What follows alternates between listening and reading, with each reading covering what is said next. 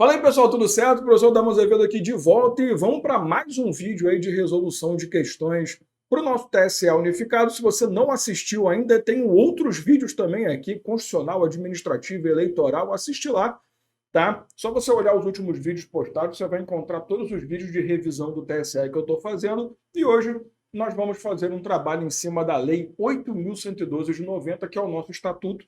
Lembrando que o nosso edital, né, especificamente para a parte de técnico e analista que não seja a área jurídica em si, ele pede apenas a etapa que fala de deveres, direitos e responsabilidade, tá? Quando você fala em direitos, você tem toda aquela estrutura de remuneração, licenças, afastamentos, tudo aquilo tem que ser estudado. Remuneração, no caso, o vencimento, as vantagens do vencimento, que se acumulam com o vencimento. Você tem que estudar deveres e, obviamente, responsabilidade é a parte de punição, de processo, tudo bonitinho.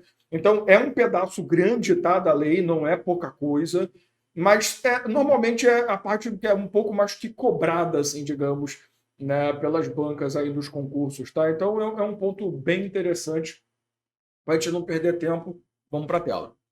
Vamos lá. Lei 8.112, TSE unificado, questão número 1. A respeito de aspectos pertinentes aos agentes públicos, julgue o próximo item.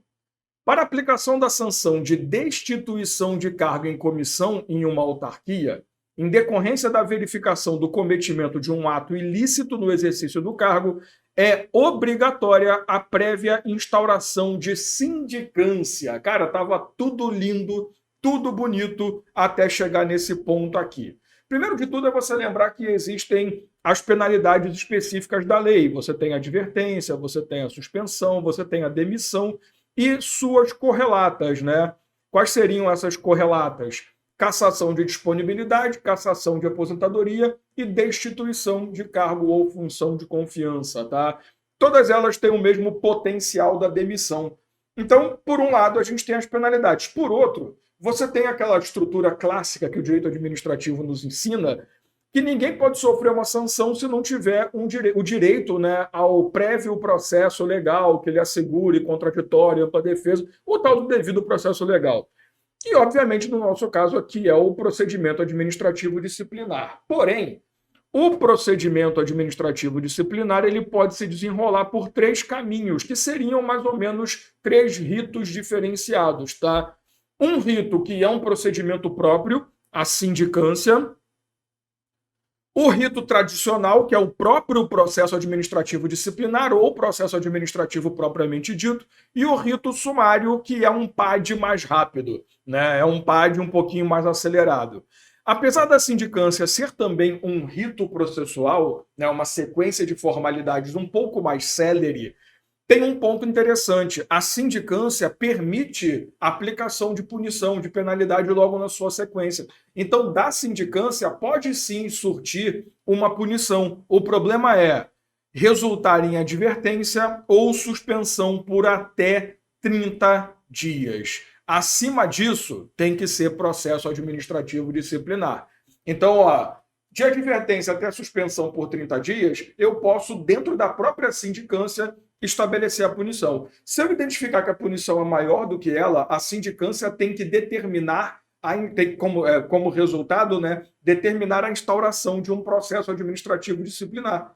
Beleza? E aí, o PAD, sim, vai poder aplicar suspensão por mais de... Minha letra é linda, né? Pode falar. Suspensão por mais de 30 dias, demissão e correlatas. Tá? Então, a grande jogada é você saber identificar o que eu posso punir através de qual procedimento. E lembrando que o procedimento sumário ele é adotado sempre que você for trabalhar demissão, mas a demissão por abandono de cargo, inassiduidade habitual ou acumulação irregular de cargos. Tá? No resto, faça o PAD normal. Então, aqui, gabarito errado.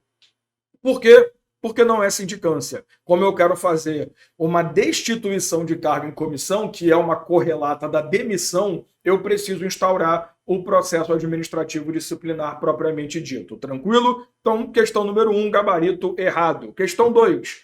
À luz da Lei 8.112, que estabelece o nosso queridíssimo regime jurídico do blá, blá, blá, blá, blá, blá, e da Lei 9784, que é a Lei do Processo Administrativo Federal, julgue o item que se segue, lembrando que o comando da questão da Sebrasp nem sempre vai realmente cobrar aquilo. Então, essa questão é de 8.112.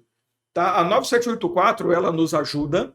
Tá? Se você tiver conhecimento dela, ótimo, isso vai te ajudar bastante, mas não muda nada, porque dentro da 8.112 nós temos um procedimento recursal muito melhor estabelecido, então não muda nada.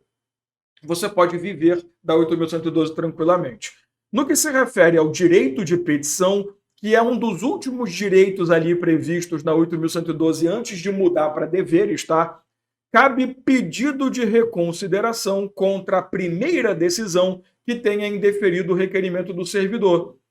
Sim, até aqui está tudo certo. Porque o que é o pedido de reconsideração?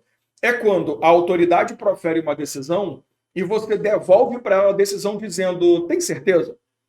Sabe? Então, o pedido de reconsideração é um tipo de recurso, tá? Tecnicamente falando, não é, mas é um tipo de recurso. Ele não é um recurso administrativo tradicional, mas é uma forma de recorrer, em que você pede para a autoridade revisitar a decisão dela, porque, pô, cara, tá meio óbvio que sua decisão tá errada.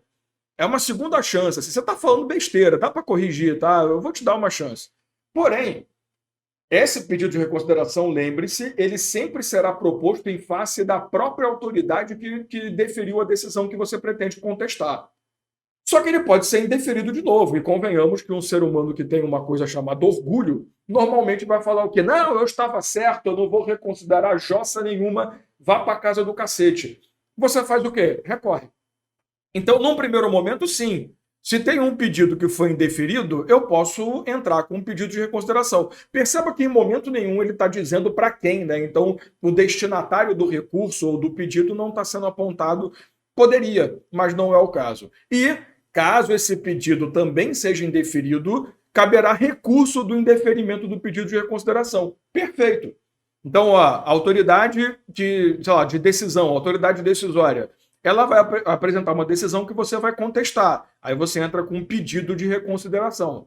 Se for negado o seu pedido de reconsideração, você vai entrar com um recurso administrativo. E esse recurso é sempre para a autoridade superior daquele que proferiu. Lembrando que pela lei 9784, e aqui é só uma observação, tá? Porque isso aqui ajuda, caso você já tenha estudado essa lei, pela 9784, o recurso ele já tem embutido um pedido de reconsideração. Então você apresenta o recurso para a pessoa que proferiu a decisão, ela não julga o recurso, mas ela pode reconsiderar. Se não reconsiderar em 5 dias, manda para a autoridade superior. Porque qual é a função de um recurso? É uma pessoa ou um colegiado superior revisitar uma decisão de um subordinado ou de um inferior, tá? Então até aqui está tudo bonito. Tá tudo bonito, bem como de decisões sobre recursos sucessivamente interpostos, até porque a gente tem até 3 instâncias de ação recursal, tá? Então, essa questão aqui se resolve só pelo 8.112, com certeza você já conseguiria resolver se você entende esse caminho de recursos, reconsideração e por aí vai. Claro que a 9784 ajudaria muito, mas não estando prevista no edital, eu não posso exigir que você saiba também como ela funciona. Então, basicamente, 8.112 já é sim suficiente, tá? Inclusive, se você for nos artigos, salvo engano da minha parte, 106 e 107 da Lei 8.112, você vai encontrar exatamente essa estrutura que foi passada aqui. Isso aqui também é uma técnica tradicional de examinadores, tá? Eles pegam o texto da lei e transformam numa frase, já que a gente está trabalhando com certo e errado, tá? Então, dê uma olhadinha nesses 2 artigos que você vai encontrar ali também a decisão. Então, a 9784 ajuda? Ajuda, porque é muito mais comum você estudar mais detalhadamente a parte recursal lá do que no 8.112. Mas aqui você precisa conhecer, visto que a própria 8.112 faz toda essa montagem para você, tá?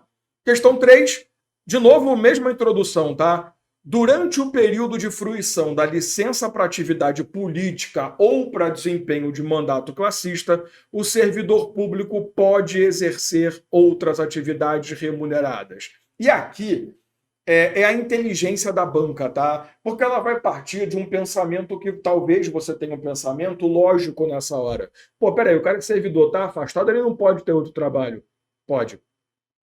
Até porque o desempenho do mandato classista pode resultar em uma atividade remunerada. A própria atividade política é uma atividade remunerada. Então não teria lógica nenhuma se a lei permitisse você se licenciar, mas não permitisse receber pelo trabalho. Você teria que pedir exoneração do cargo. Não adiantaria nada, ou um afastamento do cargo, não adiantaria nada. A única licença prevista na 8.112, que a lei, a nossa legislação não permite atividade remunerada, é a licença para tratamento de pessoa da família, de doença de pessoa da família. Tá? Até porque você vai estar se afastando para ajudar o seu familiar ali, para cuidar do familiar, e de repente está trabalhando, aí também não tem lógica, tá?